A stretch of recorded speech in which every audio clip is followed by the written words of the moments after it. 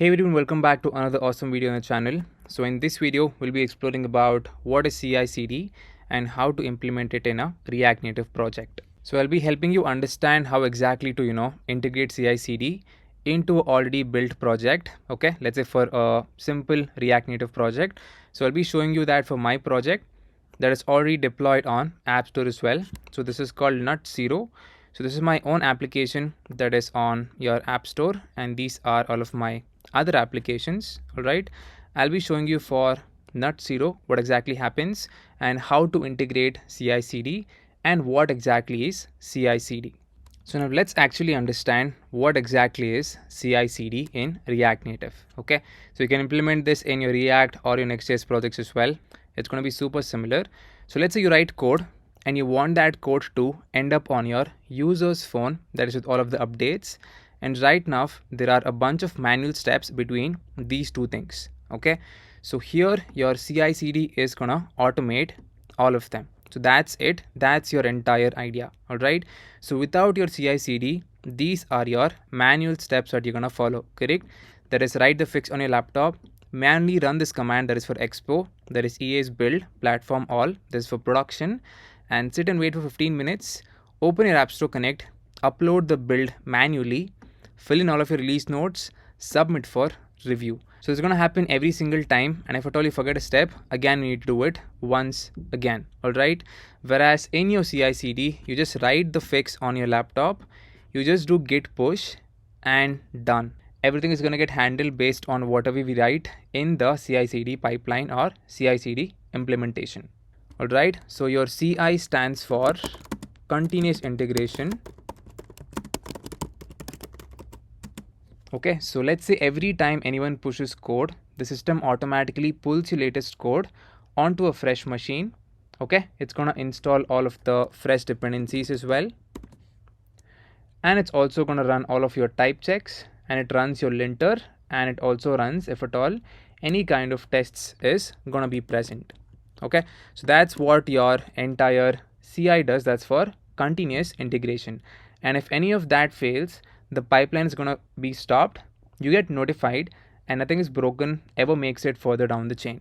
Next, we're going to be discussing about your CD, that is going to stand for continuous delivery.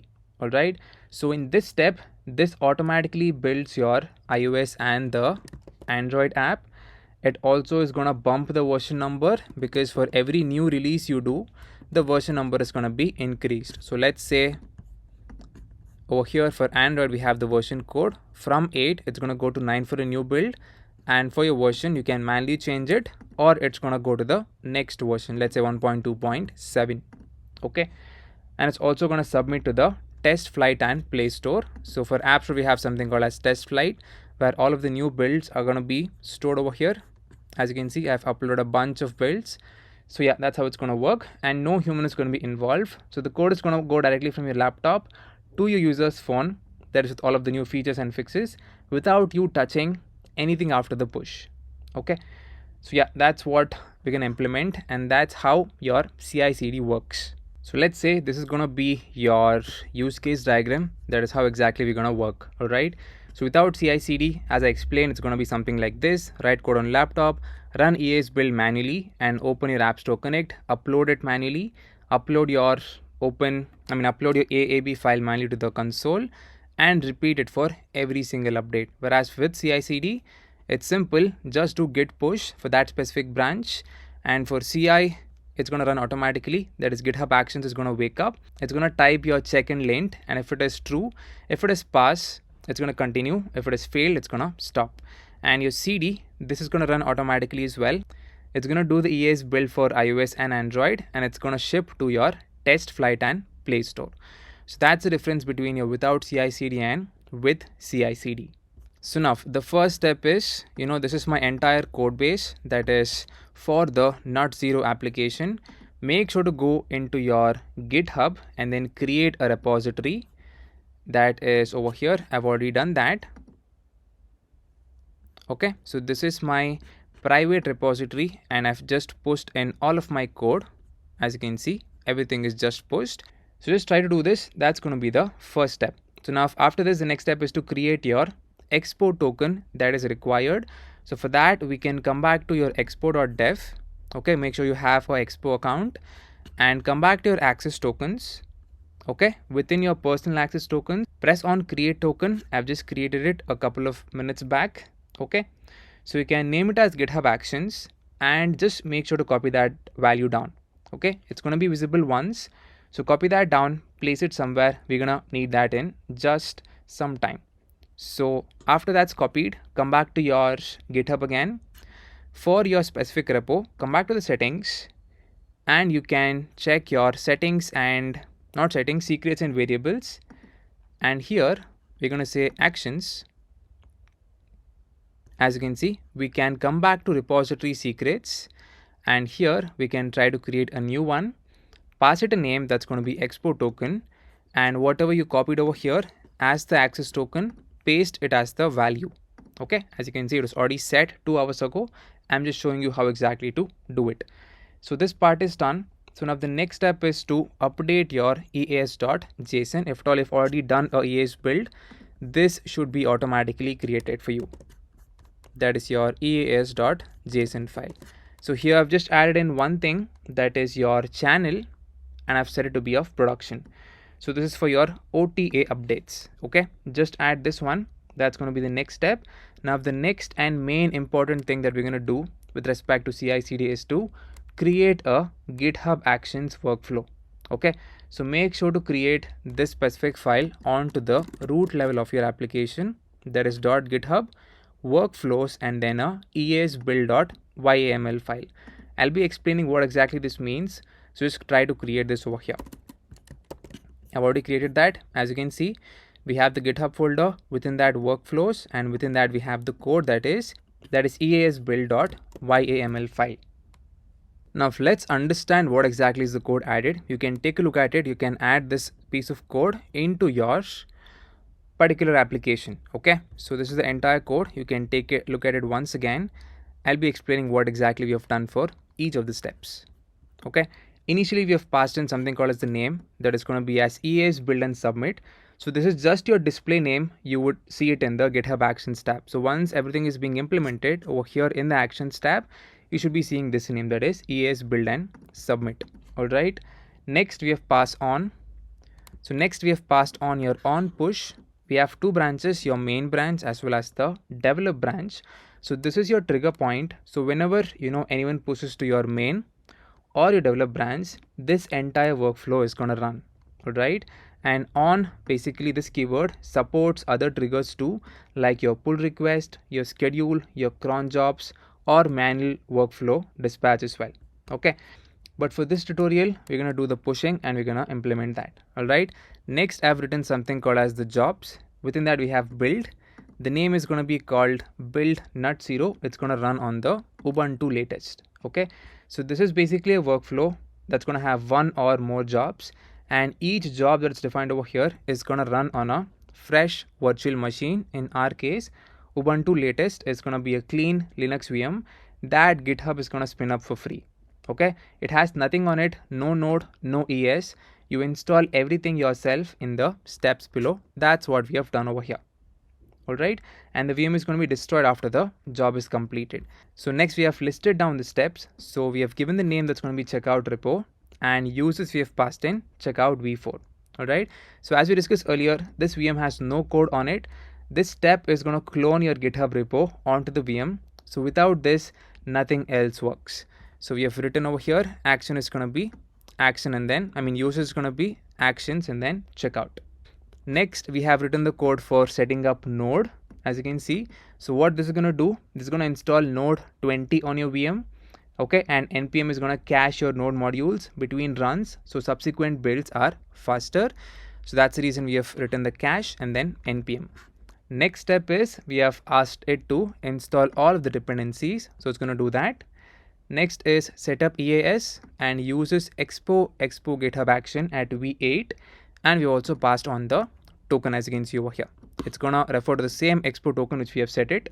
So you can consider this as your official GitHub expo action. So it mainly does two things: installs your EAS, as you can see, it's going to set that up onto the VM, and it also authenticates with your expo account using the token from the GitHub secrets. As you can see, we have set that up over here.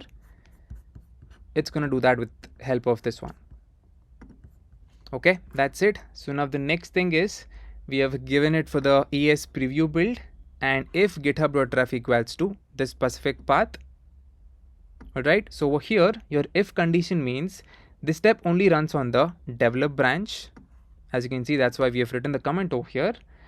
And next, your platform all builds both on your iOS and then Android. Okay, as well as your profile preview uses the preview config from your ES.json.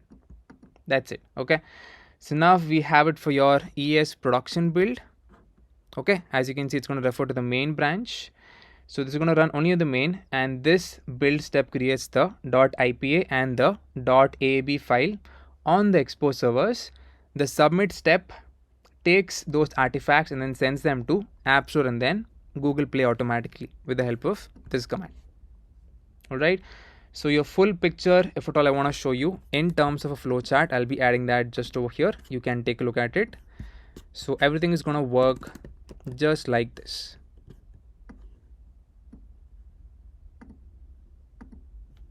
Okay, you can take a look at it. So this is your entire CI/CD flow for any kind of simple project. So in our case, we're going to refer to React Native, and this is how it's going to exactly work.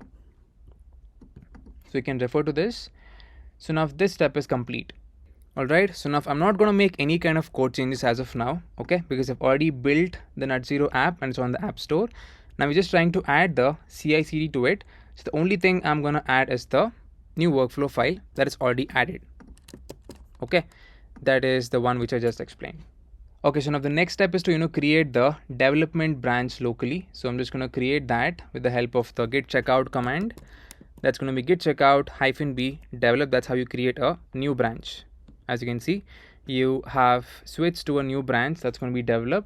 Next step is to create the workflow file. It's already done, and even the code is pasted. So now the next step is to push the code, that is to commit. All right, so I'm going to say git add whatever is there within your GitHub folder. Okay, it got added. Let's try to commit with the help of a message saying that we have added the CI/CD pipeline. There you go. I think it added all of the other things as well. So next I'm just going to say git push origin develop. Okay, so as soon as this happens, we need to check out our actions tab and we need to watch how exactly the workflow is going to appear. Let's press on enter. There you go, it got pushed. Let's come back over here and then GitHub actions, and there you go. Just like that, we have our first workflow. It says one workflow run, that's feature adding CI/CD pipeline with GitHub actions and ES. Let's press on this. Okay, so we do have an issue. It says build NutZero and Node.js is deprecated and the following actions target Node.js 20 but are being forced to run on Node.js 24. Okay, we need to fix this up. Alright, so this error is simple. It says there is no package log.json for our project because I'm using yarn log. So npm is for package.log. Alright, so we need to switch it to yarn. So as you can see, if at all I show you my project over here, I'm using something called as a yarn.log. So here we need to set some things up such that we're going to use the yarn and not npm. Okay, so for that the fix is pretty simple. Come back to your workflow and where we have cache npm, make sure to add it as yarn. And I think there is another place where we have used npm. Yeah, that is over here. So here I'm just going to run this command. Okay, instead of npm ci, I'm going to say yarn install -- frozen log file. So now again we need to recommit over here. Okay, I'm just going to do that over here. Clear the file, execute this, and then add a commit message, and then again try to push it over here. Okay, this is the commit message. All right, and then git push origin develop. So this should re-trigger the workflow automatically. Back. Okay, this is the new one. There you go, it's currently building. Now let's see what exactly happens. Correct. Alright, so no errors hopefully this time. As you can see, it's building everything. So setup node is done. Now it's installing all of the dependencies. Checkout is also done properly fine. Okay, so as you can see, whatever we mentioned in that YML file, it's executing properly. So yeah, we have a few more steps remaining. ES preview build, production build, submit to stores, and then all of those 2 steps. So let's wait and see exactly what's going to happen. There you go. Just like that, your ES was done. No issues. Now it is automatically doing ES preview build. As you can see, it's computing the project fingerprint. Everything is working as expected. Let's see what exactly happens once this step completes. And boom, just like that, as you can see, uploaded to ES, you can see that. And it's also computing the project fingerprint. It has computed it, and these are all of the Android logs, and it's currently waiting for the build to complete. And boom, just like that, as you can see, I've not done anything. My app is running. iOS build started 15 seconds ago.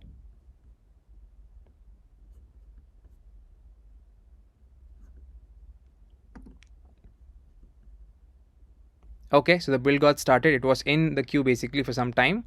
So it is in progress, and I've not done anything. I've just pushed the code to GitHub, and based on our workflow, the CI/CD pipeline is running properly fine. It's gonna wait for the build to complete, and then only it's gonna go to the ES production server, and it's also gonna submit to the stores as well. So yeah, it's gonna take some time. So let's wait for that. So for iOS, it's gonna take less time. Okay, for Android, it's gonna take about 10 to 12 minutes depending upon your network. So it's doing the pre-build step. So I'll be back once this is gonna get completed. So there you go. This is complete. As you can see, finished July 7th at 1:38 p.m. You can come back to over here. Okay, so this is still running, I guess. I think it's also doing it for the Android as well. Okay, so let me just check the Android logs over here. So iOS is completed, so Android is this one. Okay, as you can see, Android internal distribution build. This is still in progress. As I told, it's going to take about 10 to 15 minutes depending upon your network. So yeah, let's wait for that to complete. All right. So once that completes only, this step is going to be marked as done. And then it's going to go to the ES production build. So yeah, let's wait for some time. So once it goes to production and that completes, automatically it's going to submit to the stores. So let's wait for some more time, and then let's see what exactly happens. And just like that, as you can see, we have completed the complete workflow. So even the Android build is completed. There you go, it's finished. And every step is completely done. As you can see, ES preview build is complete, and ES production build, submit to stores, post setup node, and everything is complete. Okay, so this is a success for our CI/CD pipeline, and that's how exactly it's going to work. As you can see, it succeeded. It took around 20 minutes, and I didn't do anything. I just made all of the code changes. You can add all of your features, rerun and test all of your code onto your application, and then just try to push to that specific branch. It's going to work properly fine. Okay, so that's how we're going to implement CI/CD in React Native. If you found this interesting, please do the like button and do subscribe for more such content. So let's see you in the next video, and then thank you for watching.